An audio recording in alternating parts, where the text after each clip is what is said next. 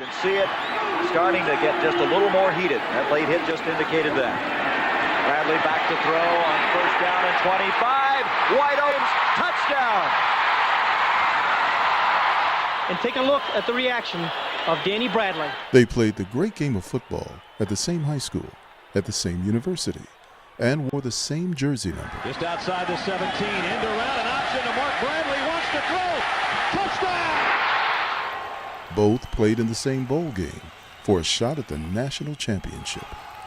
Danny and Mark Bradley were also both drafted into the pros at the same position, and later became the first father-son player-agent combo in the history of the National Football League. But it's how these two men overcame what some would call insurmountable odds to finally get to know each other as father and son that certainly makes for one remarkable story. You know, this is a love story, but it's loaded with all kinds of drama and innuendos. There was a whole collective effort here to keep Mark and I separated. And for the first time, they're taking you inside their fractured lives, revealing intimate and troubling details of their horrific family drama.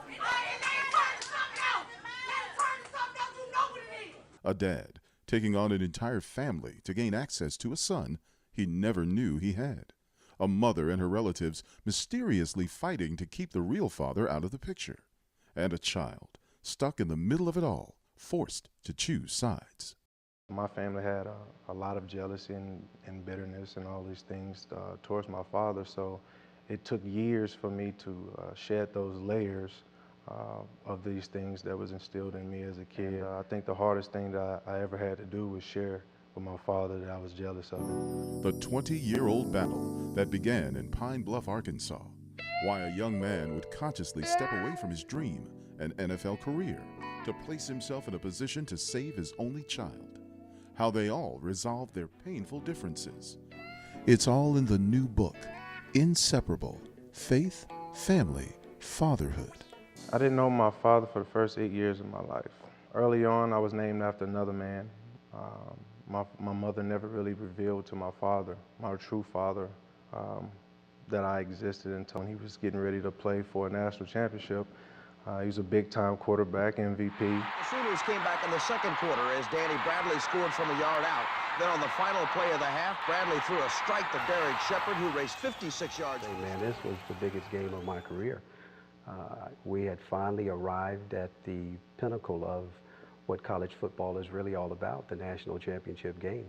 And, you know, I entered that game, you know, just broken, unsure as to what life would hold next. Here's Danny Bradley coming on in. He's disappointed, Danny Bradley, but we appreciate his time. Danny, a couple quick questions, we'll let you go.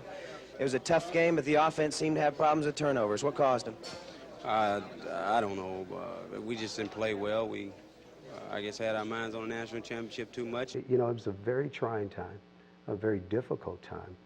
There were things that were said about my father, about him being a deadbeat dad, those things that I participated over the years, and those things simply wasn't true. I didn't have any idea that, you know, I would have to endure the next 20 years of this particular kind of war. You don't know these things out the gate.